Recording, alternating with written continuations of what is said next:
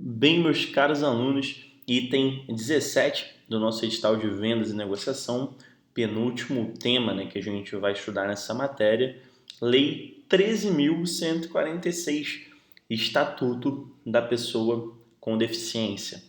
Essa lei é muito importante, ela vem sendo cobrada praticamente em todos os concursos, não só de parte bancária, mas até em questão de parte administrativa, dentro da parte executiva, dentro da parte legislativa. É uma lei muito importante, eu acho muito bacana a gente estudar, saber como funciona, até para aplicar no nosso dia a dia como cidadão, né? Então, vamos lá, é uma lei um pouco extensa, então a gente vai conversar aqui durante um bom tempo e como eu sempre falo com vocês, sempre que a gente estudar a resolução ou que a gente estudar a lei, o dever de casa é você abrir a resolução, a lei e fazer uma leitura. Aqui a gente vai pegar aqueles pontos, que tem maior chance de cair na prova e eu diria assim que lei 13.146 é a questão certa de cair na prova e não duvido muito que caia até mais do que uma, tá? Mas vamos lá. O primeiro ponto para a gente entender, se a gente está falando do Estatuto da Pessoa com Deficiência, é entender quem é considerada a pessoa com deficiência, tá? E aqui a gente vai pegar letra de lei, tá? Então, o que que a lei diz? A lei diz: considera-se pessoa com deficiência aquela que tem impedimento de longo prazo, pega isso, longo prazo, de natureza física, mental, intelectual ou sensorial, o qual, em interação com uma ou mais barreiras, pode obstruir sua participação plena e efetiva na sociedade em igualdade de condições. Vamos ter aqui também esse conceito de barreira que a gente vai estudar, que é muito importante, e essa palavrinha aqui, essa frase, melhor dizendo, igualdade de condições. Então, a primeira grande sacada aqui da aula é esse impedimento de longo prazo. Então, se eu tiver algum acidente que eu fique, por exemplo, com o meu braço imobilizado por um curto período, eu não vou me enquadrar no rol de pessoa com deficiência. Agora, se eu tiver um problema no meu braço, onde eu vou ficar com ele impossibilitado de movimentar por um longo período, eu já poderia me enquadrar. Então, pega bem esse termo de longo prazo, que a banca costuma muito confundir, Coloca ali que uma pessoa está com impedimento de curto prazo e tenta enquadrar ela na Lei 13.146. E a pessoa não vai ser enquadrada na Lei 13.146. Bacana? Partindo dessa primeira dica, a gente viu aqui, que não é só ter o impedimento de longo prazo, tá? Não é só ter o impedimento de longo prazo. Eu preciso ter alguma dificuldade quando eu interagir com uma barreira, tá? E o que é uma barreira, tá? A gente vai estudar aqui os tipos de barreira, mas de forma bem simples. Barreira é o que impede a pessoa com deficiência de realizar, aquela atividade em igualdade de condições com as demais pessoas, tá? Tá bem amarradinho, aqui nesse artigo 2º esses conceitos. Mas vamos lá, vamos estudar os tipos de barreiras que costuma também cair muito em prova. O primeiro tipo de barreira, que eu até vou ampliar, os dois primeiros tipos de barreiras são as barreiras urbanísticas e arquitetônicas, e elas são muito parecidas, tá? As barreiras urbanísticas são aquelas barreiras, tá, que existem em ambientes, seja ele privado ou público, mas ambiente aberto, tá? Um ambiente aberto que é franqueado para todo mundo, tá? Então, por exemplo, uma calçada, tá? Vamos supor, tem uma empresa, ela tem ali um estacionamento e na calçada da empresa não tem aquela rampinha para a pessoa subir com a cadeira de roda. Isso vai ser uma barreira urbanística, tá? Considerando que esse estacionamento seja uma área aberta dessa empresa, tá? A arquitetônica, a barreira arquitetônica, ela é muito parecida com a barreira urbanística, mas está falando mais do ambiente fechado. Então, por exemplo, você entrou na empresa, tá? Você é um cliente do banco, você é um cliente de um banco, tá? Você já entrou no banco, tá? Então não é mais uma barreira urbanística, você conseguiu entrar no banco. Mas ali naquele banco você é cadeirante e não tem um elevador, só tem escada. Essa barreira vai ser uma barreira arquitetônica, porque já está dentro do empreendimento. Tá? Então são duas barreiras próximas, duas barreiras que se conversam, mas a grande diferença é que a urbanística a gente está falando de local aberto ao público, né? Local franqueado à visita, e a arquitetônica é algo um pouco mais interno. Beleza? Um outro tipo de barreira que é muito comum é a barreira da comunicação e da informação. Ou seja, qualquer dificuldade que a pessoa com deficiência tenha para se comunicar com o outro, se comunicar com a empresa ou ter informação da empresa. Imagina para uma pessoa que não tenha a visão ou que tenha a visão comprometida. O quão ruim, né, não é para essa pessoa, enfim, entrar num site, né, ela vai entrar no site do banco para ter informação, só que a informação, a grande parte é toda escrita, olha que barreira. Por isso que as empresas elas precisam ter, né, um canal de comunicação para poder passar informação para a pessoa que tem algum tipo de deficiência, não consiga ler, ou então, vamos supor, não, eu tenho o meu canal de comunicação é só um podcast. Pô, podcast é só voz, se a pessoa é surda, é interessante que você tenha ali um material escrito para que ela também tenha acesso a essa informação. Beleza? O outro tipo de barreira é atitudinal, que aqui é uma barreira de atitude, tá? Quando a atitude de alguém ela gera uma barreira. Então, dentro de estabelecimentos, imagina lá que às vezes a empresa tem até a estrutura arquitetônica direitinha, tem a estrutura de comunicação e informação direitinha, mas o funcionário daquela empresa ele não sabe disso ou ele não quer atender bem aquela pessoa com deficiência. Então, a atitude desse funcionário, a atitude dessa pessoa gera uma barreira. Então, a pessoa não quer, por exemplo, uma pessoa com um exemplo, né, tem ali uma deficiência visual, né, não consegue enxergar. Aí a pessoa se nega a falar para ela, por exemplo, o saldo da conta e coisas desse tipo. Tá? Então, atitudinal a gente tem a ver com a atitude de quem está atendendo ou a atitude de quem está interagindo com a pessoa com deficiência. Tá? Aqui um ponto importante, tá, gente? Quando eu falei aqui da pessoa que está atendendo, da empresa, é porque isso se aplica a todo mundo, tá? Todo mundo tem que respeitar essa lei. Mas eu estou tentando pegar essa visão um pouquinho mais de empresa, porque a nossa matéria está, né, dentro de vendas e negociação. Então, o que o examinador vai te cobrar é a aplicação da Lei 13.146 dentro de um ambiente bancário. Bacana? E para a gente finalizar essa parte de barreira, são as barreiras tecnológicas. Tá? Então, pegando aqui o exemplo da pessoa que tem a deficiência visual, ela pode ter muita dificuldade para acessar um aplicativo, porque a maior parte das informações do aplicativo são visuais. Poucos aplicativos têm conteúdo em áudio para facilitar a vida das pessoas, tá? E aí também pode ter, enfim, indo mais além.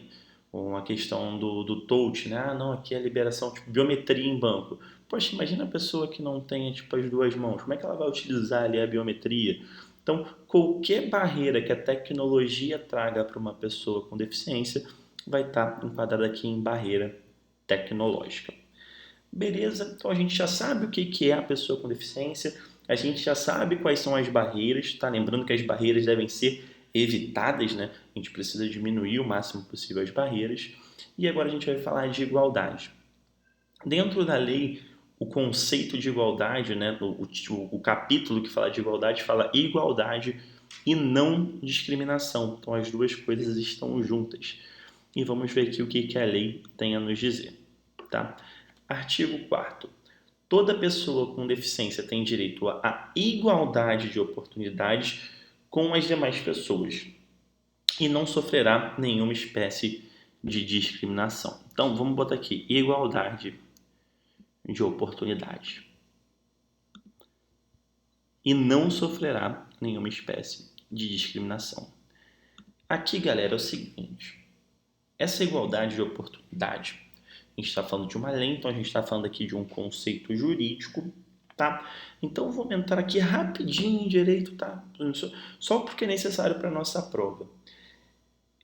Sempre que eu falo de igualdade, as pessoas tendem, não, mas se é para todo mundo aí competir em igualdade, não era para ter vaga para pessoas com deficiência, não era para ter cota. Isso daí fere a igualdade.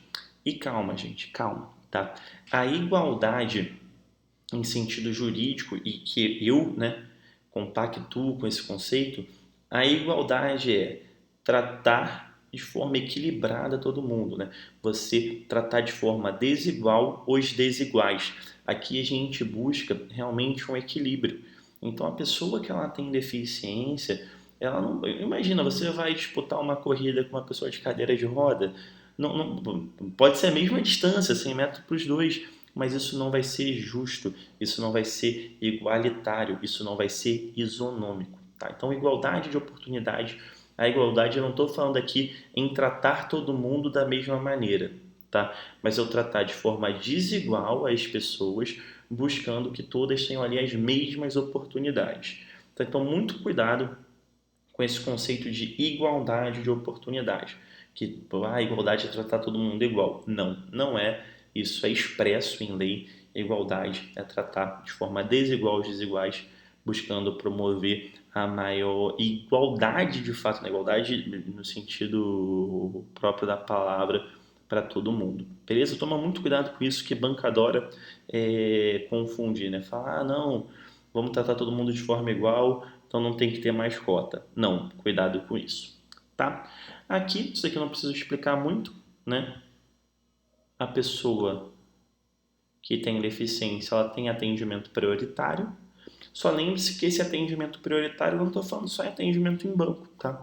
É atendimento geral, é questão também em restituição de imposto de renda, é em questão também de prioridade na justiça. Então, o atendimento prioritário, ele é bem amplo, né? Ele é bem amplo, a gente não está falando aqui só do atendimento bancário, o atendimento de uma loja. O atendimento prioritário, a pessoa com deficiência, ela é tratada de forma prioritária em todas as áreas possíveis. Bacana? Aqui é uma coisa que eu acho que eu não precisava falar, mas como a lei deixa ali de forma expressa, eu passo aqui rápido. Dentro da Lei 13.146 fala dos direitos fundamentais da pessoa com deficiência.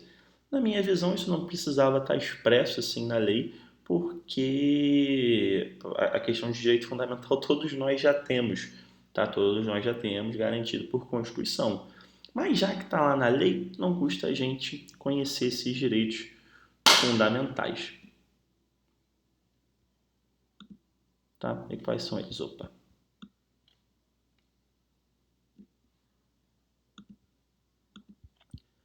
Em direito à vida,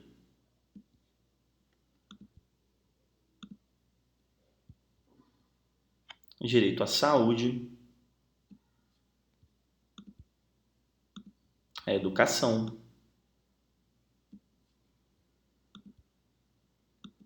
à moradia, a trabalho, assistência social, previdência social, cultura, esporte, turismo e lazer. Tá tudo isso daqui tá lá dentro da parte de direito fundamental, tá? É óbvio, né, que nessa parte de vida, de saúde, educação, né, se fala que a pessoa com deficiência tem esse direito e ali dentro da lei fala um pouco mais, né, tipo da questão da acessibilidade aos postos de saúde, acessibilidade à rede de educação, mas a grande sacada em termos de direito fundamental é você saber propriamente o conceito, vida, saúde, educação, moradia e tudo mais. Os dois, né, que são diferentes e que eu não falei de propósito para a gente conversar agora de uma forma mais ampla, é o direito fundamental da habilitação e reabilitação e o de transporte e mobilidade. Está começando pelo transporte e mobilidade, que é mais fácil. É óbvio que o direito ao transporte e à mobilidade, quando a gente fala de uma pessoa com deficiência, ele vai ser mais amplo do que uma pessoa comum, por conta das barreiras, né? Por conta das barreiras que se existem, das barreiras urbanísticas que se existem. tá? Então, a questão, quando se fala de transporte em relação à pessoa com deficiência, a gente trabalha muito com o conceito de mobilidade. Então, transporte e mobilidade vão caminhar juntos. E a gente está falando de questão de adaptação em metrô, adaptação em ônibus e tudo mais. Beleza? Simples. E o que é habilitação e reabilitação? A habilitação é para aquela pessoa que nunca teve aquela habilidade. Tá? Então, a pessoa com deficiência nunca teve, por exemplo, a habilidade de andar, teve problema na perna. Então, a habilitação é toda a estrutura para que essa pessoa consiga andar. Tá? A reabilitação é a mesma coisa, só para aquela pessoa que já tinha aquela habilidade. Então, a pessoa tinha lá a questão do movimento das pernas, sofreu um acidente, perdeu os movimentos da perna e vai fazer um processo de reabilitação para voltar a andar. Tá? Então, habilitação, reabilitação, conceito bem simples. Lembrando, tá, que aqui, quando a gente fala de direito fundamental, a habilitação e reabilitação é tanto para a vida geral da pessoa com deficiência, mas também tem a habilitação e reabilitação profissional, tá? Porque tem muitas pessoas, infelizmente, que adquirem algum tipo de deficiência por conta do seu trabalho, tá? Então é obrigação da empresa habilitar ou reabilitar profissionalmente essa pessoa. Beleza? Vamos aqui para a segunda parte da nossa aula, tá? Porque essa lei é muito extensa, a gente tem ainda bastante coisa para falar, tá? Pegando aqui a questão de trabalho, a gente vai falar da inclusão da pessoa com deficiência no trabalho. Uma coisa bacana que a gente está vendo nesse concurso, que tem a questão da cota, mas a gente sabe que infelizmente não funciona assim em todo lugar. Então vamos ver aqui, né? Qual é o direito, tá, dos deficientes em relação à inclusão no seu trabalho? Vamos lá. Constitui modo de inclusão de pessoa com deficiência no trabalho a colocação competitiva em igualdade de oportunidades. Olha, sempre aparece, né? Ó, igualdade de oportunidades com as demais pessoas, nos termos da legislação trabalhista e previdenciária, na qual devem ser atendidas regras. Olha isso aqui, as regras de acessibilidade, o fornecimento de recursos de tecnologia assistiva, pega aqui. Além disso, a adaptação razoável no ambiente de trabalho. Então, se liga. Para eu criar esse ambiente de igualdade de oportunidade, né, eu preciso atender às regras de acessibilidade, ou seja, diminuir, né, minimizar aquelas barreiras através de recursos de tecnologia assistiva e adaptar o ambiente de trabalho. Beleza? Aqui, já que eu falei de tecnologia assistiva, deixa eu pegar aqui o gancho de falar, né? O que é isso em termos da própria lei, tá? Então vamos lá. É garantido à pessoa com deficiência acesso a produtos, recursos, estratégias, práticas, processos, métodos e serviços de tecnologia assistiva que maximizem. Então, o que é isso? Tá? O que é tecnologia assistiva? É tudo que maximiza a autonomia, mobilidade pessoal e qualidade de vida. Então, quando a gente fala de tecnologia assistiva, a gente está falando de qualquer produto, recurso, estratégia, prática, processo, método ou serviço de tecnologia que maximiza a autonomia, mobilidade e qualidade de vida da pessoa com deficiência. Beleza? Para a gente fechar essa parte, o que ficou faltando é o direito ao acesso à informação. Tá? A gente já tinha visto que a comunicação e a informação são uma barreira, tá? E como é que a gente rompe essa barreira? Através do acesso à informação. E aqui no artigo 63 deixa isso de uma forma um pouco mais clara. É obrigatória, não é opcional, tá? É obrigatória a acessibilidade nos sítios da internet mantido por empresas com sede ou representação comercial no país. Então aqui a gente está falando de empresas, tá? Então empresa com sede ou representação comercial no país. Tá? Qual é a diferença de sede ou representação comercial? Tem muita empresa que, ainda mais multinacional, que a sede não é no Brasil e só tem a representação comercial aqui. Tá? Então essa empresa ela também precisa respeitar essa questão de acesso à informação. Beleza? Ou por órgãos de governo para uso de pessoa com deficiência, garantindo-lhe acesso às informações disponíveis conforme as melhores práticas e diretrizes de acessibilidade adotadas internacionalmente. Tá? Aqui a grande sacada é você saber que tanto as empresas nacionais quanto empresas internacionais com representação comercial no país, elas estão incluídas nessa lei e elas precisam respeitar essa questão de acesso à informação. Bacana? Indo aqui, tá? Eu sei que a aula está um pouco extensa, mas acho melhor do que a gente dividir em duas.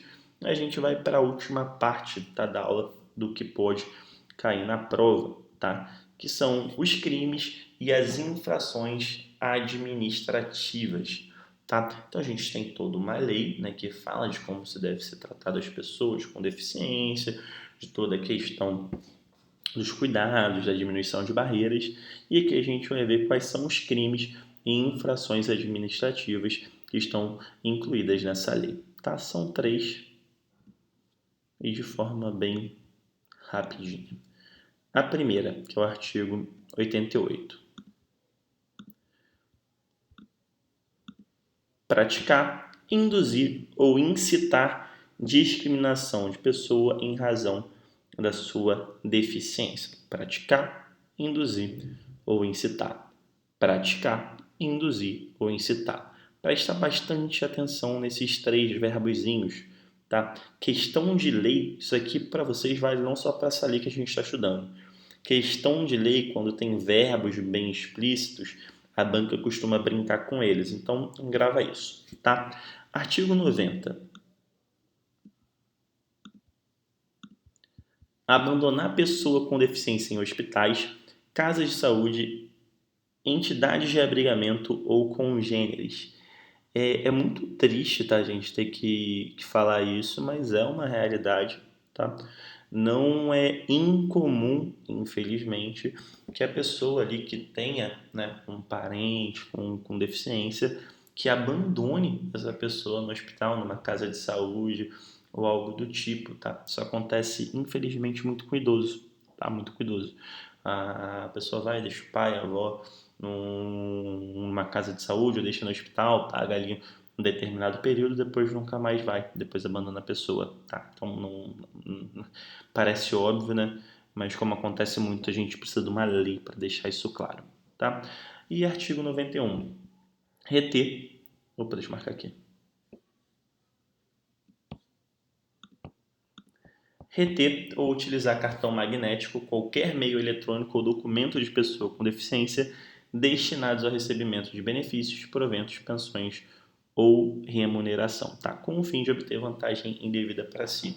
Também, infelizmente, não é incomum, né, para ser bem sincero, que pessoas se aproveitassem, né, de quem tinha deficiência física para promover golpes financeiros, tá? Infelizmente muito comum. Às vezes você tinha uma pessoa, por exemplo, que não enxergava bem, aí pedia para alguém, né, dava o cartão para a pessoa sacar, a pessoa sacava R$ 1.000, só dava 800, coisa do tipo, tá? Então isso é um crime, tá dentro do campo de crime e infração administrativa. Bem, a gente encerra por aqui.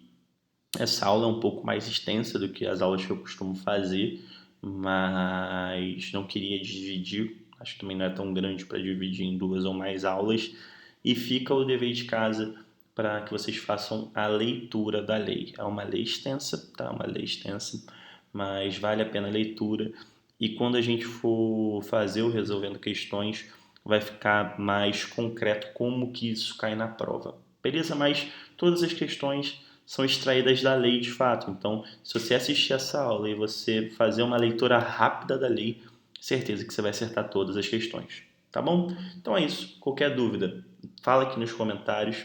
Um forte abraço e bons estudos.